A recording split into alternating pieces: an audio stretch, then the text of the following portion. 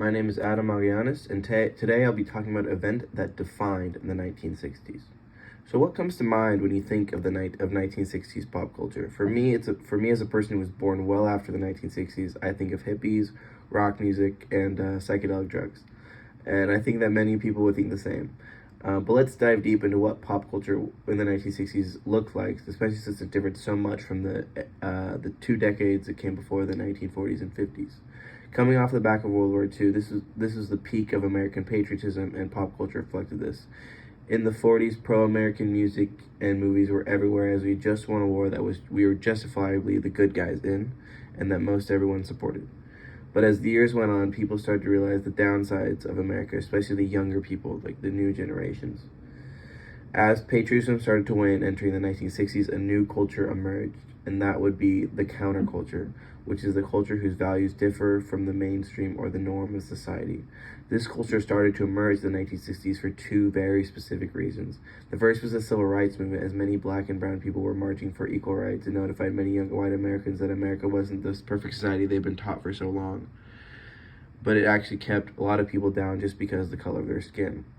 The other reason was the Vietnam War. This wasn't a war that everyone was on board with like World War II. We weren't fighting evil Nazis who were exterminating racist people and trying to conquer the world. We were going halfway across the world trying to kill people for using a different economic system. These two events largely affected the minds of young people in America, causing them to rebel.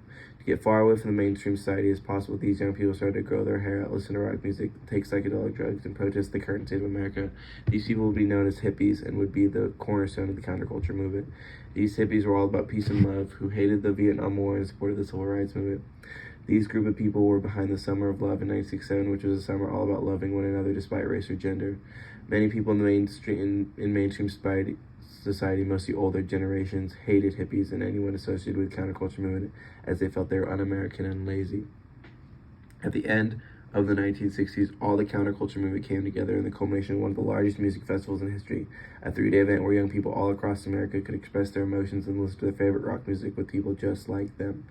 This festival will be known as Woodstock, and it almost didn't happen, as almost everything that could go wrong happened just before Woodstock started, but miraculously they were able to pull it off. First, the original location for the festival was planned for Wallkill, New York, but angry citizens of the town, older people mostly, protested the festival, forcing it to be relocated. Luckily, the promoters of Woodstock found a dairy farm owner named Mas Yasker, who let them use his farm. Now that the promoters had the venues, they had to get to work, but didn't have enough manpower or time to build the stages and the fences, so they decided to build the stages and lose money on ticket sales by leaving the fences undone. The promoters also had a great idea to use hippies as security, as they hired people from a commune called Hog Farm to work security at the festival. This was a good idea because it made everyone feel comfortable instead of attacking people for getting out of control. As the festival began, people arrived in droves, packed in cars, ready to hear favorite artists and express themselves. Woodstock had some heavy hitters in pop culture at this time, from Jimi Hendrix, Janis Joplin, The Grateful Dead, The Who, and Creedence Clearwater Revival. These musicians were at the height of pop culture and counterculture at the time, and a lot of them had songs about the civil rights movement and the Vietnam War, which allowed them to relate to their audience. As the music began and more people started coming in, everyone felt like they belonged. The document says along these lines that everyone felt freedom, not just to smoke a joint, but the freedom to be who they were, and then they wouldn't be judged. And that was the epitome of counterculture, to be yourself, even if yourself goes against the mainstream of society. That is why Woodstock was so popular for this generation. That's why Woodstock defined this generation, because it was a culmination of everything counterculture stood for. And it was a time of peace, equality, and freedom, and that was all experienced in Woodstock because of the pop culture that was there.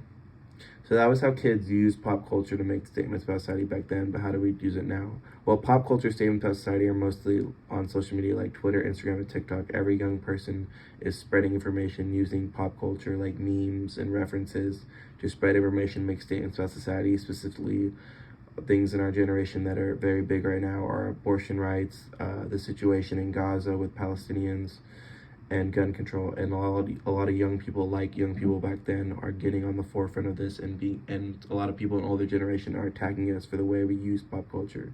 In addition, our music and our movies also reflect a lot of current issues. There's even a movie coming out soon called Civil War about the discourse in America right now and how it will hypothetically lead to a civil war.